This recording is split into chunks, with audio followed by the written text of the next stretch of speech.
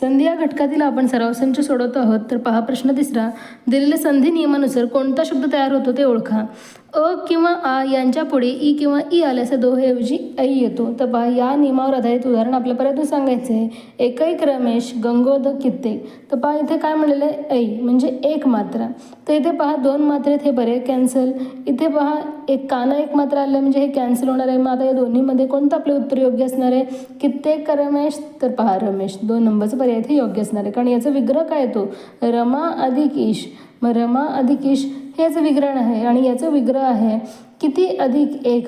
किती अधिक एक म्हणजेच हे कशाचं उदाहरण आहे यणादेशचं उदाहरण इथे य आलेलं आहे विद्यार्थ्यांनो. म्हणून हे पर्याय इथे येणार नाही. मात्रा पाहून लगेच याला गोल करायचं नाही आहे तुम्हाला. नियमानुसार आपल्याला समजून घ्यायचं आहे.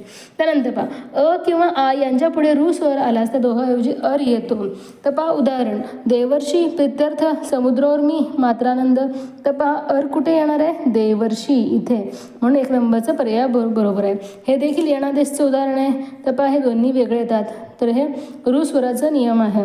त्यानंतर त या व्यंजनापुढे च व्यंजन आल्यास त्याचा च होऊन पुढील चल जोडला जातो. मग पहा यावर आधारित कोणतं उदाहरण असणार आहे. उच्छेद निस्तेज सच्छील का सच्चरित्र. तर पहा इथे विद्यार्थ्यांना कोणतं इथे योग्य असणार आहे सत अधिक चरित्र. सत अधिक चरित्र. मग पहा त या व्यंजनापुढे च आल्यामुळे त्याचा देखील च मध्ये बदल होणे अशा पद्धतीने इथे संदिग्ध शब्द तयार होतो. म्हणजे 4 नंबरचाच पर्याय इथे योग्य असणार आहे. त्यानंतर उ किंवा उ यांच्या पुढे विजातीय स्वर आल्यास उ बद्दल व होतो. मग पहा आता या नियमावर आधारित कोणतं उदाहरण आहे गविश्वर वाघविहार स्वल्प का नाविक. तर पहा उ किंवा उ यांच्या पुढे विजातीय स्वर म्हणले म्हणजे हे असणारे योग्य उदाहरण. कारण याचा विग्रह काय तो सु अधिक अल्प. म्हणजे पहा पहिला उकाराचं उ इथे असणार आहे. रस्व उच्या पुढे दीर्घ आलेला आहे स्वर.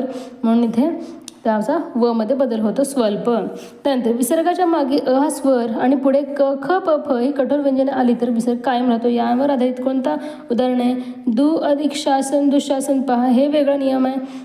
प्रातः अधिक काल मन अधिक पटेल नमो नमः. पहा इथे 2 नंबरचा पर्याय बरोबर असणार आहे.